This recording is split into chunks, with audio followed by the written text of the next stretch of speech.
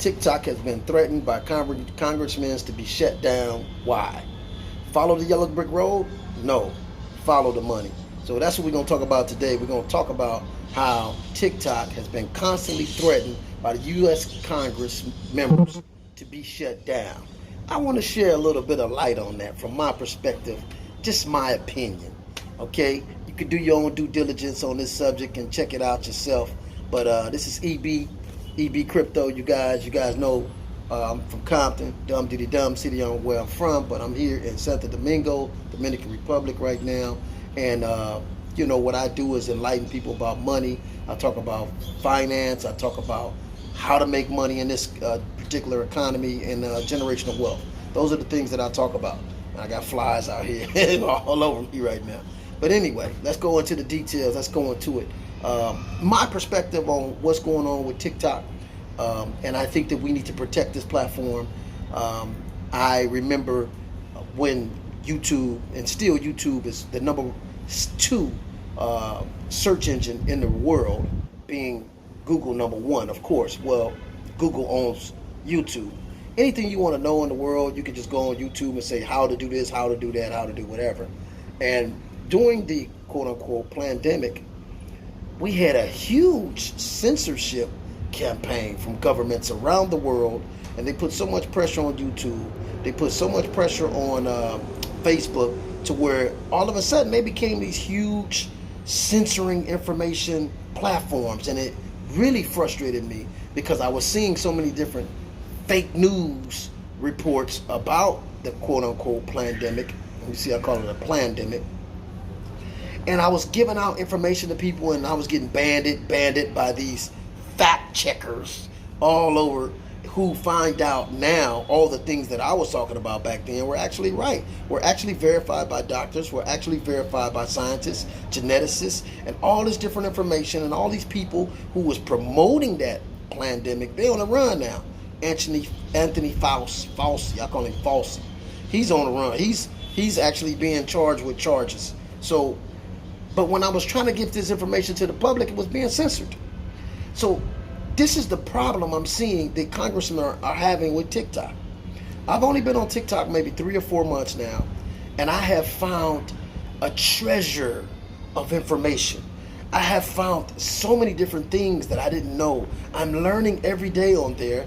Yeah, they got the butt twerking. They got the twerkers on there. They got the beautiful women. And I'm not going to lie, I'm a man. I love seeing beautiful women. But I love information more. I love knowledge more. I value information because information is more valuable for me than just somebody shaking their butt. I mean, it's good to look at a butt shaking. I mean, come on, my man. But at the same time, TikTok has delivered so much information to the people that is uncensored. TikTok has delivered so much valuable data and access to information that mainstream media is not giving the people. The problem I'm having right now with governments trying to shut down TikTok is that they're not trying to shut down a company. They're trying to shut down the outlets of information to the masses. They're trying to shut down any narrative that doesn't support the narrative that they support for whatever their political agendas are. I have a real problem with that because one of the things that made United States so great is the freedom of information, the freedom to have access to information. And for hundreds of years, even before slavery, if you do and research the history of Europe, if you just read The Hunchback of Notre Dame, which was actually written by a black man, if you just read that book, and you'll see at that time in Europe, people didn't have access to information. Information was not accessible. And so you had peasants, then you had the aristocrats, the ponts, the chancellors, the dukes, and all of these different things, because these people had access to information. Even if you watch the movie Zorro, you'll see in Mexico it was the same thing. You had these dons who were mainly rich people who had access to information, and then everybody else were on peasant level. So this is what created those conditions of peasantry and rich, no middle class, was the access to information and the lack thereof of information. So it is very, very important. I understand now what my ancestors, rest in peace, who fought and struggled in America for the average African Americans to have access to education. I understand that now. Because without education, you're limited as far as your financial reach or your access to, success and prosperity. You're limited if you don't have access to information.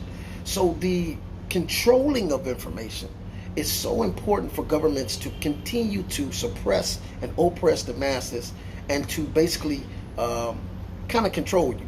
And if you look at the word government, in fact, it's from two different words, derived from two different words. I used to study etymology. So government actually is from, I believe, a German name, gouverne, which means to control, and ment is mind. So government, the whole word in itself means to control the mind. We have to continue to stay on TikTok, inform the people. And TikTok's not in America, so they're having a problem controlling it. But at the same time, it's like it is the access of information that to me is uncensored today. And it's very hard to find these kind of platforms that are uncensored because they're mandating the CIA, the Israeli Mossad, the MI6, all of these agencies are mandating to these companies what information to basically censor. So we need no censorship. We need to be able to tell the facts, to allow people to do their own due diligence. And if somebody just comes on a platform and just gives you lies, we're not worried about that, because if somebody comes and just tell a bunch of lies, then you have other individuals that are going to cross-reference that information and show you where it's a lie. The lie cannot stand on its own unless somebody stops you from competing with the lie, or even comparing the lie with other references. That's the only way the lie can survive. But if you keep an open platform, if you keep a platform where, okay, if somebody gives you misinformation, other people can go and do their due diligence and research and compare the real information to the false information, and the people can choose from their own mind what's fact.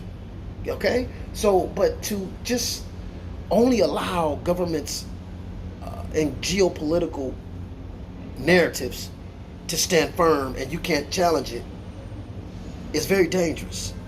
It's a dangerous time we're living in when governments are trying to block the people from information. It's a very dangerous time when the freedom of information is being challenged. The freedom of speech is being challenged.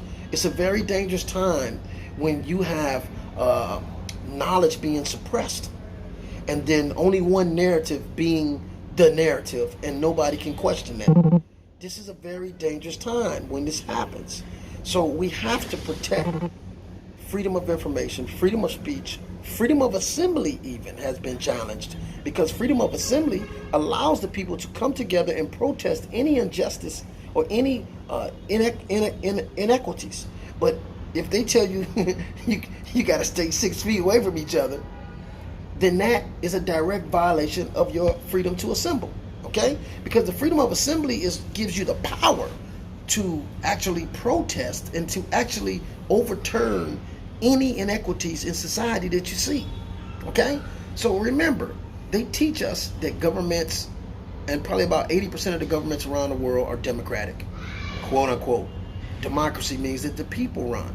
But these censorships of information is making it to where the governments run and the governments control, and the people just follow and listen blindly without any facts or other facts that can challenge whatever's being told to you.